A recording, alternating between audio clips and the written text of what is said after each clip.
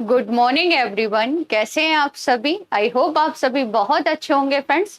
तो आज के इस सेशन में 8 और 9 दिसंबर के करंट अफेयर के बारे में डिस्कस करेंगे। अगर आप किसी भी एग्जाम की तैयारी कर रहे हैं तो ये क्लास आप सभी के लिए बहुत ही महत्वपूर्ण रहने वाली है। तो एक बार आप सभी क्लास को शेयर कर देंगे। तो चलिए स्टार्ट करते हैं। क्लास स्टार्ट करने से पहले आप सभी के लिए एक सवाल है जिसका आंसर आपको देना है कमेंट्स बॉक्स में। राष्ट्रीय कृषि और ग्रामीण विकास बैंक यानी कि नाबार्ड के नए अध्यक्ष कौन बने हैं? बहुत ही महत्वपूर्ण क्वेश्चन है फ्रेंड्स। रोजर बिन्नी, राजीव शुक्ला, केबी साजी या ऋतुराज अवस्थी? इस सवाल का आंसर आपको मिलेगा क्लास के लास्ट में। पहला सवाल है कि दीना बोलुआर्टे ने किस देश की पहली महिला राष्ट्रपति के रूप में पद ग्रहण किया है? तो फ्रेंड्स याद रखेंगे ये किस देश की पहली महिला राष्ट्रपति बनी है? पेरू की। कहाँ की बन गई हैं? तो याद रखेंगे ये पेरू की पहली महिला राष्ट्रपति बनी है फ्रेंड्स। ठीक है, अब इस क्वेश्चन में बात की जाएगी किसके बारे में? पेरू के बारे में। तो पेरू के बारे में डिस्कस कर लेते हैं बेसिक इंफॉर्मेशन। तो यहाँ पर आप सभी देख पा रहे होंगे मैप में, ये है पेरू। फ्रेंड्स पेरू किस महाद्वीप में आता है? तो याद रखेंगे ये दक्षिणी अमेरिका में आता है। कहां पर आता है? साउथ अमेरिका में। पेरू की राजधानी लीमा है। पेरू की मुद्रा को कहते हैं सोलो, सोले। दोनों ही पॉइंट आपको याद रखने हैं। और फ्रेंड्स यहाँ पर आपको देखने को मिलेगी कौन सी पर्वत श्रृंखला? आई होप आप सभी को याद होगा ये कौन सी पर्वत श्रृंखला है। तो याद रखेंगे एंडीज है। कौन सी पर्वत श्रृंखला है जिसे हम एंडीज के नाम से जानते हैं? अगर मैं आपसे पूछूं कि एंडीज की सबसे ऊंची चोटी कौन सी है? एंडीज की सबसे ऊंची चोटी का क्या नाम है फ्रेंड्स? तो इसकी सबसे ऊंची जो चोटी है जिसे हम कहते हैं एकांक गुआ। ठीक है, ये बहुत पूछा जाता है एग्जाम में कि एंडीज जो पर्वतमाला है ये किस महाद्वीप में आती है? तो साउथ अमेरिका में आती है। विश्व की सबसे लंबी, याद रखेंगे, विश्व की सबसे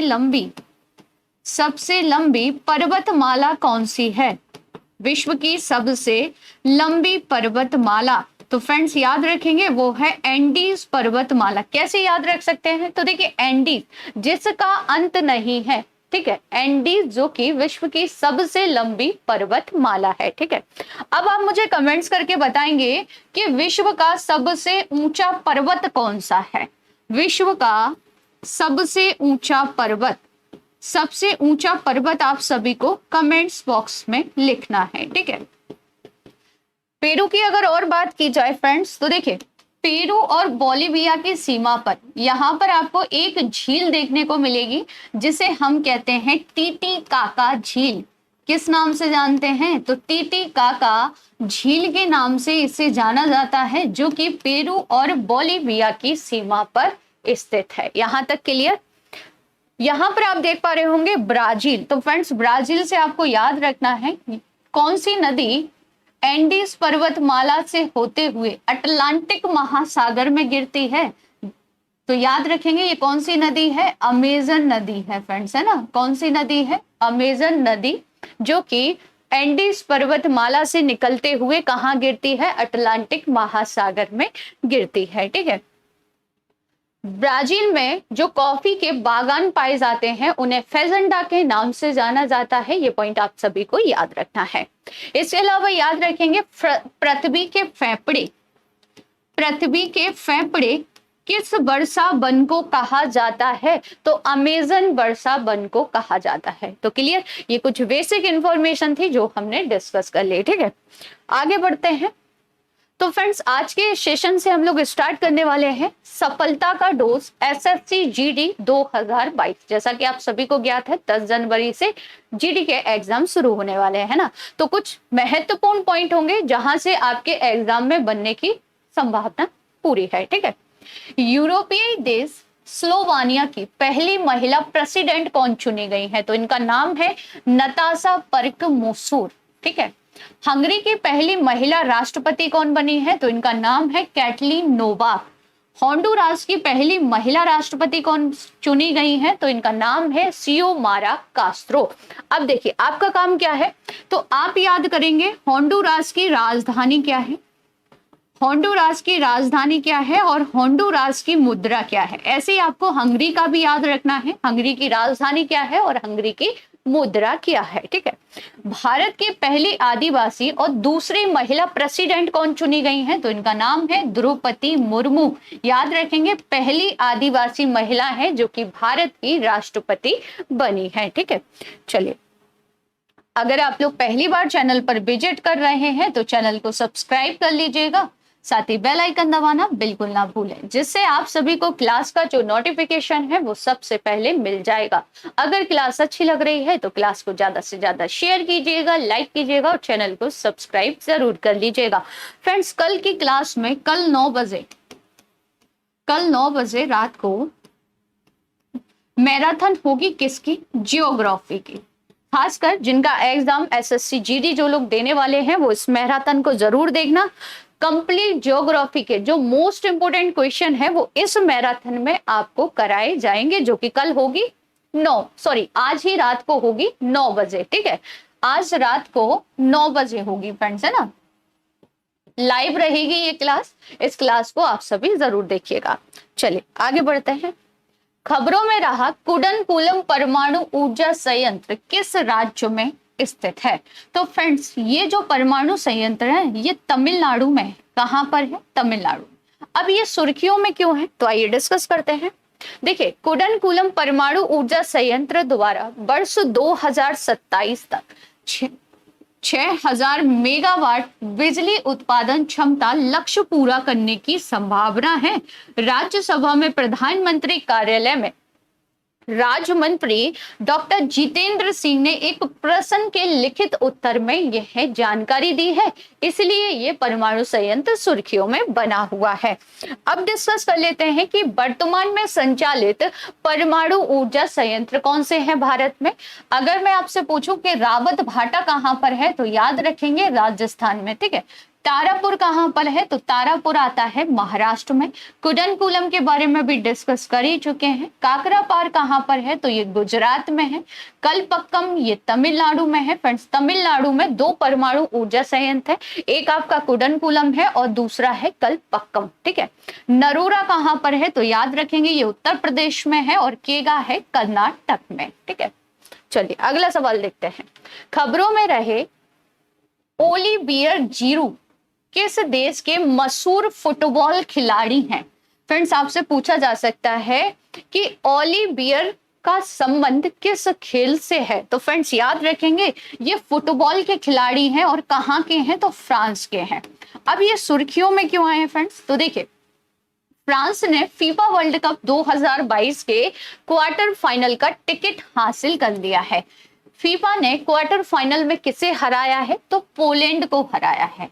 आप सभी को ज्ञात है कि फीफा जो विश्व कप हो रहा है ये कहां पर हो रहा है, तो कतर में इसका आयोजन किया जा रहा है। कहां पर, याद रखेंगे कतर में ये हो रहा है। ठीक है, अब इसमें जो सर्वाधिक गोल किए गए हैं फ्रांस की तरफ से, तो ये फ्रांस के जो सबसे प्रसिद्ध ओलिवियर जीरू हैं, इनके द्वारा किए गए। और फ्रेंड्स, जीरू के नाम अब कुल 52 इंटरनेशनल गोल हो गए। तो आपको तो बस इतना याद रखना है कि ओलिवियर जीरू किस खेल से संबंधित है, फुटबॉल से। किस देश के हैं, तो फ्रांस के हैं। ठीक है, आगे डिस्कस कर लेते हैं। Cristiano Ronaldo, Lionel Messi, Sunil Chhetri का संबंध किस खेल से है, तो फ्रेंड्स ये फुटबॉल के ही खिलाड़ी हैं, फुटबॉल से इनका संबंध है। ठीक है, 20 नवंबर 2022 को कतर में 22वें पुरुष फीफा विश्व कप के उद्घाटन समारोह में भारत का प्रतिनिधित्व किसने किया था, तो उपराष्ट्रपति जगदीप धनखड़ जी के द्वारा किया गया था। फीफा पुरुष विश्व कप 2022 का शुभंकर क्या है, तो फ्रेंड्स हाल ही में जो एसएससी सीजीएल के एग्जाम हो रहे हैं ना, उसमें ये पूछा गया है। ठीक है, लाइव है। फीफा महिला अंडर 17 पूछे तो ईवा याद रखेंगे, और फीफा पुरुष विश्व कप पूछ ले तो लाइव आपको याद रखना है। वर्ल्ड कप के दौरान इस्तेमाल होने वाली फुटबॉल का नाम क्या है, तो अल रिहाला है। फुटबॉल को किसने बनाया है, तो एडिडास के द्वारा इसे बनाया गया है। ठीक है, सैफ महिला फुटबॉल चैंपियनशिप किसने जीत ली है, तो ये बांग्लादेश ने जीती है। किसने अपना पहला डूरेंट कप फुटबॉल टूर्नामेंट का खिताब जीत लिया है? तो ये बेंगलोर ने जीता है। डूरेंट कप किससे संबंधित है? तो याद रखेंगे ये फुटबॉल से ही संबंधित है। नेक्स्ट क्वेश्चन है कि किस देश ने B-21 नाम का अपना नवीनतम परमाणु स्थल बॉम्बर एयरक्राफ्ट लॉन्च किया है?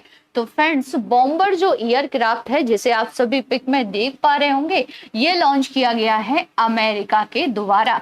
यानी कि इसे किसने बनाया है? तो अमेरिका ने फ्रेंड्स इस बॉम्बर एयरक्राफ्ट को बनाया है फ्रेंड्स। ठीक है, यह एयरक्राफ्ट अपने तरह का पहला नया बॉम्बर है जिसे कि अमेरिकी एयरफोर्स के बेड़े में शामिल कर दिया गया है। ठीक है, आगे बढ़ते हैं तो इस पिक के माध्यम से भी आप सभी समझ सकते हैं। ठीक है, अगला सवाल आगे देखते हैं। भारत किस देश से 6 TU-160 लंबी दूरी के बम बरसक खरीदेगा? तो भारत ये किससे खरीद रहा है? रशिया से। ब्रह्मोस क्या है? सुपरसोनिक क्रूज मिसाइल है जिसे भारत और रशिया ने मिलकर तैयार किया है। ठीक है, MS-60R मल्टी रोल हेलीकॉप्टर ये किस देश का है? तो ये अमेरिका का है और भारत ने ये अमेरिका से खरीदा है। MiG-29 क्या है? तो एक रूसी लड़ाकू विमान है। सुखोई 30 MKI का निर्माण किस देशों ने मिलकर किया है? तो भारत और रशिया के द्वारा किया गया है। अपाचे हेलीकॉप्टर किस देश का है? तो फ्रेंड्स ये भी अमेरिका का है और भारत ने अमेरिका से खरीदा है। मिराज 2000 किस देश का है? तो ये फ्रांस का है। राफेल का निर्माण किस कंपनी ने किया है? तो फ्रांस की कंपनी है डासोल्ट, इनके द्वारा राफेल का निर्माण किया गया है। अगला सवाल है कि तेल और प्राकृतिक गैस निगम यानी कि ONGC का नया अध्यक्ष किसे नियुक्त किया गया है? इंपोर्टेंट क्वेश्चन है फ्रेंड्स, याद रखेंगे। ONGC इसके नए अध्यक्ष कौन बन गए हैं? तो इनका नाम है अरुण कुमार सिंह। ठीक है, ये ONGC के नए अध्यक्ष बन गए हैं फ्रेंड्स, है ना। और इनका जो कार्यकाल होगा वो 3 साल के लिए होगा। कितने सालों के लिए? तो 3 साल के लिए इनकी नियुक्ति की गई है। अब डिस्कस करेंगे तेल और प्राकृतिक गैस निगम यानी कि ONGC के बारे में बेसिक इंफॉर्मेशन। तो देखिए फ्रेंड्स, यह है भारत सरकार के स्वामित्व वाली एक सार्वजनिक क्षेत्र की कंपनी है और आपको इस कंपनी के बारे में याद रखना है क्योंकि ये भारत की महारत्न कंपनी है। ठीक है, अब आप बताएंगे कि वर्तमान में कितनी कंपनियों को महारत्न का दर्जा प्राप्त है। ठीक है, भारत में कच्चे तेल और प्राकृतिक गैस की सबसे बड़ी यह कंपनी है जो भारतीय घरेलू उत्पादन में लगभग 71% का योगदान करती है। फिर 14 अगस्त 1956 को तेल और प्राकृतिक गैस आयोग के रूप में इसकी स्थापना की गई थी। इसके बाद 1994 में तेल और प्राकृतिक गैस निगम में इसे परिवर्तित कर दिया गया। इसका मुख्यालय कहां पर है? तो इसका मुख्यालय नई दिल्ली में है। फ्रेंड्स, इसकी 3 सहायक कंपनियां हैं जिनके नाम है ONGC विदेश, Mangalore refinery and petrochemicals limited, Hindustan petroleum corporation limited, जो कि इसी की सहायक कंपनी है। ठीक है, अगला सवाल देखते हैं। तो यहाँ पर कुछ महत्वपूर्ण पॉइंट है, इनके बारे में देख लेते हैं एक बार। राष्ट्रीय जैव विविधता प्राधिकरण का अध्यक्ष किसे बनाया गया है? अचलिंदर रेड्डी को। भबीनी के नए CMD के रूप में पदभार किसने ग्रहण कर लिया है? तो उनका नाम है वैज्ञानिक KV सुरेश कुमार।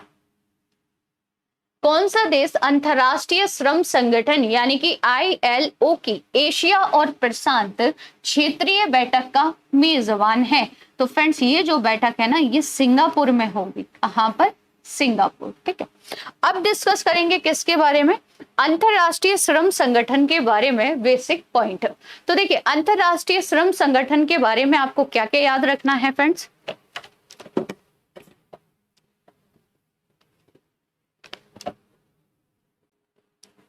देखिए, ILO की स्थापना प्रथम विश्व युद्ध के पश्चात लीग ऑफ नेशन के लिए की गई थी। ठीक है, 1919 में इसे वार्साई की संधि द्वारा स्थापित किया गया था। 1946 में अंतरराष्ट्रीय श्रम संगठन संयुक्त राष्ट्र की पहली विशिष्ट एजेंसी ये बन गई। यानी कि ये किसकी विशिष्ट एजेंसी है? संयुक्त राष्ट्र की विशिष्ट एजेंसी है। इसका जो मुख्यालय है वो जिनेवा में है। 1969 में इसे अपने कार्यों के लिए नोबेल शांति पुरस्कार से भी सम्मानित किया जा चुका है। अगला सवाल है कि 4 अनुभवी राजनयिक और एक अमेरिकी सांसद को इस साल के वार्षिक दिवाली पावर ऑफ वन पुरस्कार से कहां पर सम्मानित किया गया है। तो फ्रेंड्स ये जो पुरस्कार है ना, ये न्यूयॉर्क में दिया गया है। न्यूयॉर्क में कहां पर? संयुक्त राष्ट्र महासभा का जो मुख्यालय है वहीं पर इस पुरस्कार को दिया गया है। फ्रेंड्स इस पुरस्कार के बारे में आपको याद रखना है कि इसे ऑस्कर ऑफ डिप्लोमेसी के रूप में भी जाना जाता है। संयुक्त राष्ट्र महासभा की जो 77वीं बैठक हो रही है, इसके अध्यक्ष कौन है? तो फ्रेंड्स अच्छे से याद कर लेना, हंगरी के सावा कोरोसी, जो कि संयुक्त राष्ट्र महासभा की 77वें सत्र के प्रमुख अध्यक्ष बने हैं। ठीक है, अगला सवाल देखते हैं। तो पहले यहाँ डिस्कस कर लेते हैं संयुक्त राष्ट्र से संबंधित कुछ महत्वपूर्ण प्रश्नों के बारे में। देखिए, संयुक्त राष्ट्र महासभा ने सर्वसम्मति से भारत द्वारा प्रायोजित एक प्रस्ताव को अपनाया और 70 से अधिक देशों ने 2023 को कौन सा अंतरराष्ट्रीय वर्ष घोषित किया है? तो फ्रेंड्स मोटे अनाजों का वर्ष घोषित किया गया है। संयुक्त राष्ट्र महासभा की जो स्थापना है वो 1945 में न्यूयॉर्क में की गई थी। संयुक्त राष्ट्र महासभा का जो मुख्यालय है, हेडक्वार्टर है, जिसके बारे में अभी डिस्कस किया था, न्यूयॉर्क में है। किसने हाल ही में स्वस्थ पर्यावरण को मानव अधिकार घोषित कर दिया है? तो ये संयुक्त राष्ट्र महासभा के द्वारा ही किया गया था। संयुक्त राष्ट्र महासभा की पहली महिला अध्यक्ष है विजय लक्ष्मी पंडित। अगला सवाल है कि किस देश ने गश्त ए इरशाद या गाइडेंस पेट्रोल के नाम से जानी जाने वाली नैतिकता पुलिस को भंग कर दिया है? बहुत ही महत्वपूर्ण क्वेश्चन है। तो ये जो नैतिकता पुलिस थी ना, ये ईरान में थी, जिसे ईरान की गवर्नमेंट ने क्या किया है? इसे भंग कर दिया है। ठीक है, अगला सवाल देखते हैं। बीसीसीआई द्वारा भारतीय महिला क्रिकेट टीम का बल्लेबाजी कोच किसे नियुक्त किया गया है? तो भारतीय महिला क्रिकेटर का जो बल्लेबाजी कोच है ना, वो बने हैं हसीकेश कानिटकर। इनका नाम याद रखेंगे आप सभी, डिस्कस करेंगे इन्हीं से संबंधित। तो फ्रेंड्स कानिटकर ऑस्ट्रेलिया के खिलाफ 9 दिसंबर से मुंबई में शुरू हो रही 5 मैचों की T20 सीरीज टीम के कमान संभालेंगे। इससे पहले कौन थे? तो रोमेश पोवार्ड थे। ठीक है, कौन थे फ्रेंड्स? तो याद रखेंगे, रोमेश पोवार्ड थे। महाराष्ट्र को 5 विकेट से हराकर विजय हजारे ट्रॉफी किसने जीत ली है? तो इस ट्रॉफी को जीत लिया है सौराष्ट्र ने। और किसे हराया है? तो महाराष्ट्र को हराया है। फाइनल कहां पर खेला गया था? नरेंद्र मोदी स्टेडियम, जो कि कहां पर है? गुजरात में है फ्रेंड्स, है ना। विजय हजारे ट्रॉफी को रणजी वनडे ट्रॉफी के नाम से भी जाना जाता है। नेक्स्ट क्वेश्चन है कि हाल ही में the Chipko movements a people's movements को कमला देवी चट्टोपाध्याय NIF पुस्तक पुरस्कार 2022 से सम्मानित किया गया। इस पुस्तक के लेखक कौन है? तो फ्रेंड्स इस पुस्तक के लेखक हैं शेखर पाठक। इनका नाम याद रखेंगे, यही इस पुस्तक के लेखक है। फ्रेंड्स यह पुस्तक इतिहासकार और कार्यकर्ता यानी कि शेखर पाठक द्वारा लिखी गई है। और ये जो कमला देवी NIF पुस्तक पुरस्कार है, इसकी जो शुरुआत हुई थी ना, वो 2018 में की गई थी। कब की गई थी? तो याद रखेंगे आप सभी, 2018 में इसकी शुरुआत हुई थी। हॉलीवुड क्रिटिक एसोसिएशन में किस फिल्म ने स्पोर्ट्स लाइट अवार्ड जीता है? तो ये जो फिल्म है ना, इसका नाम है RRR, याद रखेंगे। और ये जो पुरस्कार है, ये कहां पर दिया गया है? लंदन में दिया गया है। चलिए आगे बढ़े। तो फ्रेंड्स देखिए, इस पुरस्कार की जो शुरुआत है न्यूयॉर्क से संबंधित है फ्रेंड्स। कहां से? न्यूयॉर्क फिल्म क्रिस्ट सर्कल पुरस्कार की जो स्थापना है, ये 1935 में की गई थी। कब की गई थी? 1935 में। और यह है अमेरिका का सबसे पुराना क्रिटिक्स ग्रुप है, जिसमें अमेरिका के कई बड़े अखबार, मैगजीन और वेबसाइट शामिल है। तो इस पुरस्कार का जो संबंध है वो किस देश से है? तो अमेरिका से है फ्रेंड्स, है ना। अगला सवाल है कि विश्व बैंक पर्यावरण प्रबंधन के लिए किस देश को 250 मिलियन अमेरिकी डॉलर की वित्तीय मदद देगा? कौन? World bank. तो ये देने वाला है बांग्लादेश को। किसे देगा फ्रेंड्स? तो याद रखेंगे, बांग्लादेश को ये वित्तीय मदद दी जाएगी।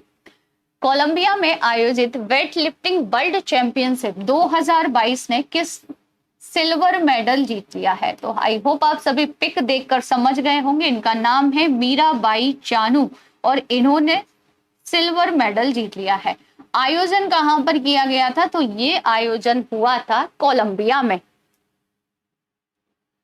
तो इन्हें आप सभी देख सकते हैं पिक में। मीराबाई चानू ने कौन कौन से मेडल अभी तक जीते हैं उनके बारे में ये बताया गया है। अगला सवाल है कि राष्ट्रीय कृषि और ग्रामीण विकास बैंक यानी कि नाबार्ड के नए अध्यक्ष कौन बन गए हैं? तो फ्रेंड्स इसका सही आंसर है के बी साजी। बहुत ही महत्वपूर्ण नाम है, याद रखेंगे आप सभी। नाबार्ड जो कि राष्ट्रीय कृषि और ग्रामीण विकास बैंक है। पिक में भी आप सभी इन्हें देख सकते हैं। अब डिस्कस कर लेते हैं पिछली क्लास का रिवीजन। भारत का पहला रियल टाइम गोल्ड एटीएम कहां पर खोला गया है? तो ये हैदराबाद में खोला गया है। संगम अभ्यास का 7वां संस्करण भारतीय नौसेना, मार्को और यूएस नेवी सील के बीच कहां पर हुआ है? तो गोवा में इसका आयोजन किया गया। निम्न में से किस मेट्रो ने दुनिया में सबसे लंबा डबल डेकर वायरडक्ट बनाने का रिकॉर्ड बनाया है? नागपुर मेट्रो ने। कृषि निवेश पोर्टल का उद्घाटन किया गया था कृषि मंत्री नरेंद्र सिंह तोमर जी के द्वारा। भारत में गलत सूचना विरोधी अभियान शुरू करेगा गूगल। विश्व बैंक ने 2022-23 के लिए भारत की जीडीपी वृद्धि का अनुमान बढ़ाकर कितने प्रतिशत कर दिया है? तो वर्ल्ड बैंक ने कर दिया है 6.9%। निम्न में से कौन सी कंपनी दुनिया की सबसे बड़ी पवन सौर हाइब्रिड पावर कंपनी बन गई है? तो फ्रेंड्स ये बन गई है अडानी ग्रीन। सूचना और प्रसारण मंत्री अनुराग ठाकुर ने 6 दिसंबर को किस शहर में ड्रोन ई लर्निंग प्लेटफॉर्म का उद्घाटन किया? तो ये चेन्नई तमिलनाडु में किया गया। नागरिक विमानन मंत्री ने विस्तारा एविएशन द्वारा पुणे से किस देश के लिए सीधी अंतरराष्ट्रीय उड़ान को हरी झंडी दिखाई है? सिंगापुर के लिए। किस युगल जोड़ी ने नेशनल शूटिंग चैंपियनशिप में मिस्र टीम पिस्तल का खिताब जीत लिया है? मनु भाकर और सरबजोत ने। अगला सवाल था कि भारतीय मौसम विज्ञान विभाग ने किस खाड़ी के ऊपर चक्रवात मंडोस के बनने की चेतावनी जारी की है? बंगाल की खाड़ी के ऊपर। अब डिस्कस करेंगे top 10 static GK question. Bhilai इस्पात संयंत्र किस देश की सहायता से स्थापित किया गया था? तो ये सोवियत संघ यानी कि वर्तमान रशिया की सहायता से। Visvesvaraya iron and steel limited कहां पर है? भद्रावती कर्नाटक में। भारत में अभियंता दिवस कब मनाया जाता है? 15 सितंबर को मनाते हैं। भारत की सिलिकॉन वैली के शहर को कहा जाता है? तो बेंगलोर कर्नाटक को कहते हैं। स्वतंत्रता के बाद विकसित किया गया पहला पत्तन कौन सा था? तो इसे हम कांडला बंदरगाह के नाम से जानते हैं जो कि गुजरात राज्य में है। कौन सा समुद्र पत्तन राउरकेला स्टील संयंत्र के सबसे निकट है? फ्रेंड्स तो याद रखेंगे पारादीप, और ये कहां पर आता है? उड़ीसा राज्य में। भारत के पूर्वी तट पर स्थित पत्तन कौन कौन से हैं? पारादीप है और हल्दिया है। प्रथम पंचवर्षीय योजना कब प्रारंभ हुई थी? 1951 में। चीनी यात्री हेन सांग ने किस विश्वविद्यालय में अध्ययन किया था? नालंदा विश्वविद्यालय में। नालंदा विश्वविद्यालय की जो स्थापना है ये कुमार गुप्त प्रथम के द्वारा की गई थी। अब आप सभी के लिए कुछ सवाल हैं जिनके आंसर आपको देने हैं कमेंट्स बॉक्स में। तो पहला क्वेश्चन है कि राष्ट्रीय शिक्षा दिवस किसकी जयंती को चिन्हित करने के लिए मनाया जाता है? 10 नवंबर को बाजरा को समर्पित दिवस घोषित करने वाला देश का पहला राज्य कौन सा बन गया है? पूर्वी लद्दाख में दुनिया के सबसे ऊंचे स्थान पर वाहन चलने योग्य सड़क का निर्माण किस दर्रे के पास किया गया है? निम्नलिखित में से कौन सा युग्म सही सुमेलित नहीं है? तो फ्रेंड्स इन सभी के आंसर आपको देने हैं कमेंट्स बॉक्स में। साथ ही में याद रखेंगे आज रात 9 बजे, ठीक है, आज रात 9 बजे आपकी जियोग्राफी की कंप्लीट मैराथन होने वाली है जिसमें टॉप क्वेश्चंस आप सभी को कराए जाएंगे, खासकर एसएससी जीडी वाले ध्यान से इस क्लास को आप सभी देखेंगे और शेयर भी करेंगे फ्रेंड्स, है ना। 9 बजे ये आपकी मैराथन रहेगी, आज रात 9 बजे। तो फ्रेंड्स आज का ये सेशन आप सभी को कैसा लगा कमेंट करके जरूर बताइएगा। मिलते हैं नेक्स्ट क्लास में, तब तक के लिए थैंक यू सो मच।